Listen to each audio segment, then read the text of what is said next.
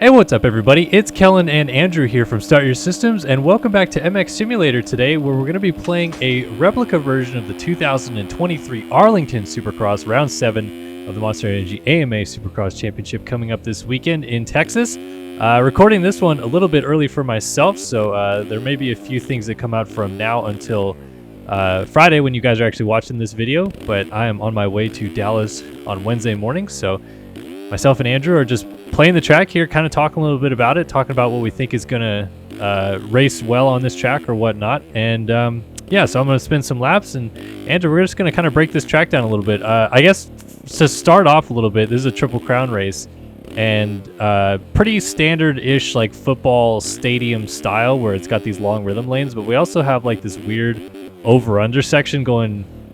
Geez, here we go. I'm already crashing. We already have this weird over-under section where you have the 90 after the finish line jump, and then you jump back over the track through the first turn complex. Does this look like a track that you think races well in a short race, or is it going to be hard to make passes on this track? So normally with a track like this, the football stadiums and a lot of kind of 90-degree corners, I feel like they don't normally race as well for passing. So I think for a short race that we're going to have in the Triple Crowns, it's really going to be start dependent. You do have a really long start basically all the way across the football stadium into this first rhythm here with a couple different options. So we're going to have to see how that plays out. But for the Triple Crown, I think it's going to be really start dependent and maybe not give guys as much time to make their way through the pack. Gosh, I'm just crashing on every jump right now. I was playing so much better when we were just like BSing around earlier. Yeah, I would tend to agree with you there. I feel like this track feels, because of the 90s, a little bit more one line than it should be. Obviously, when you have a Dragon's Back right out of a 90 like that, for example, though, everyone swings wide to get a run for the Dragon's Back, so maybe passing opportunity to come down and just kind of do a block pass, and you guys roll up the Dragon's Back together, so maybe there's something there. What do we think about these tracks that have the start, like you go kind of almost backwards across the first turn complex like this one to a different area of the track? Like, do you like when they utilize the first turn large complex like that with a little bit of flair, or do you wish it was a little bit more standardized, I guess? I do like it the way it is. I feel like it utilizes a lot of the empty space on the track. I really like that rhythm there, by the way.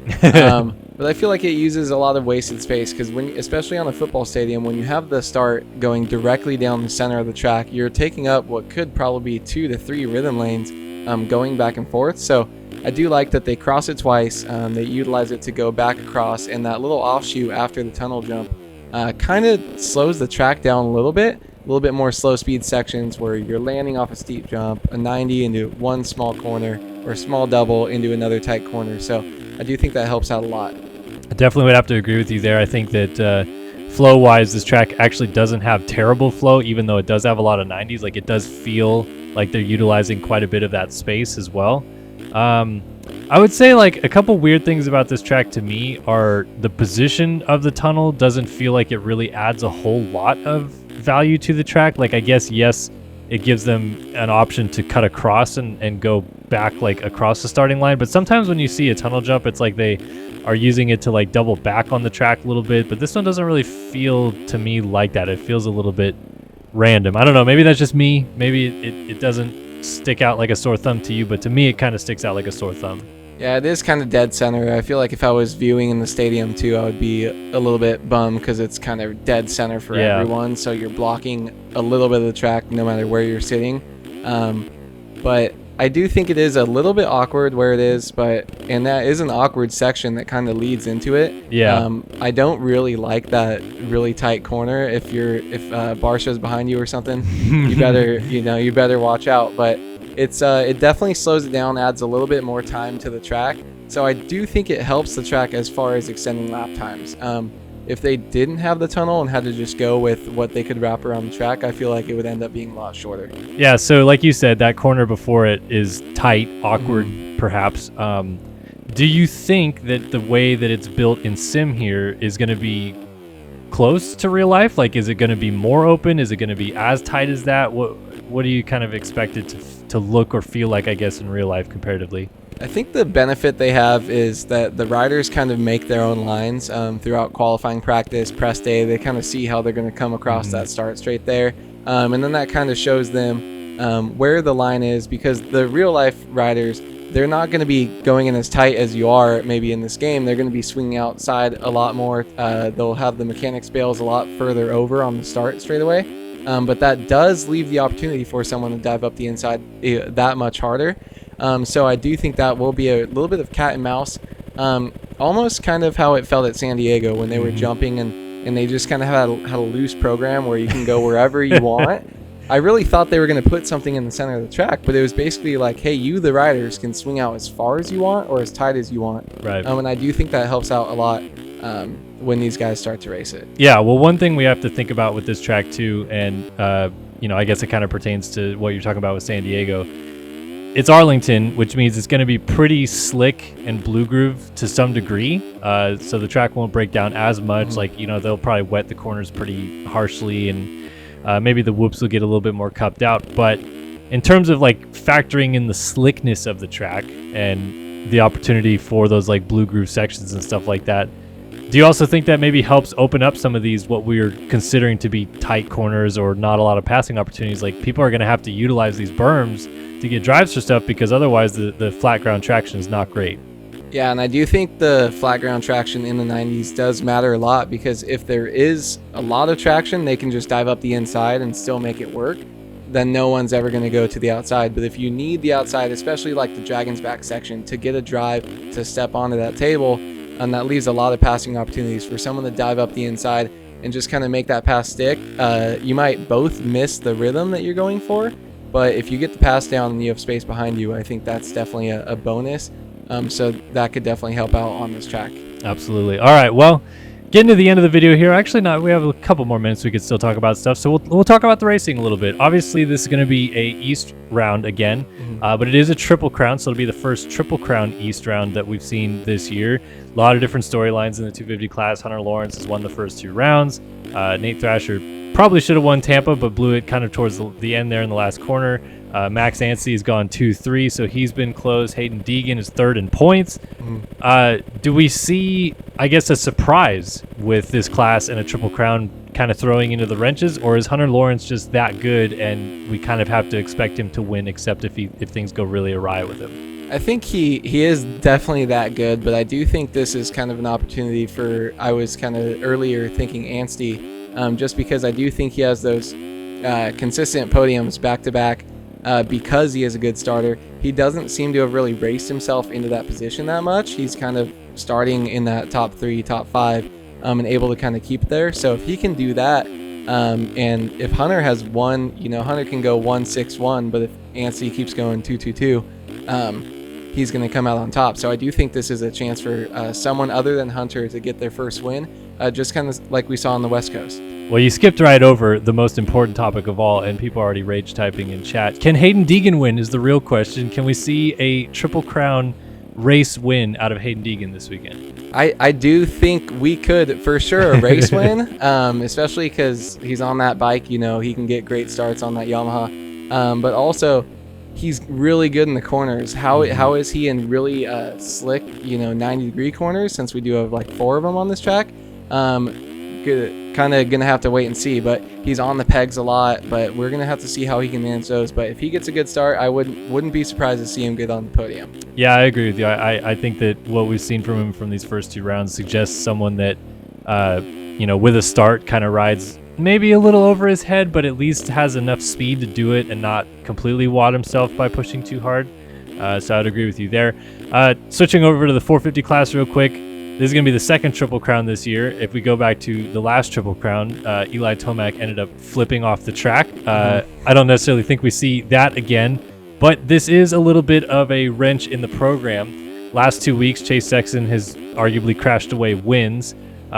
Is this a refreshing sign for him to see a Triple Crown and be like, okay, I don't have to last past the 12-minute mark necessarily. Like, I can just do the same thing I've been doing, and I've crashed at 7 minutes and 5 minutes to go, but now I can not crash because, the checkered flag will already have waved by that point. Yeah, I do think that could be it, and if he gets a good start, he can definitely run. He has the most speed. He's been top qualifier pretty much every race. He's just got insane sprint speed, so if he does get out front, these guys have to be worried. And then he also doesn't have to worry about losing too many points in the championship. If he does go out and same thing, if he wins a couple but also has a bad moto, he's not going to lose as many points as you would. It's crashing at the 15-minute mark in the main event, potentially losing a lot of spots. When they take your average or the Olympic scoring points, I think it definitely benefits him. But you also have to remember that Tomac has an insane win record at these. So even though he had a little mishap, Anaheim, I wouldn't be surprised to see Tomac come out and win again as well. Right on. Well, do you have a favorite, if you're thinking about the way that this track is looking, the way that this track potentially could race, do you have a favorite in either class that you would pick for a win this weekend? So normally I wouldn't choose him because I'm thinking about kind of late moto charges and all that stuff, but I kind of like Cooper Webb in the 450 class.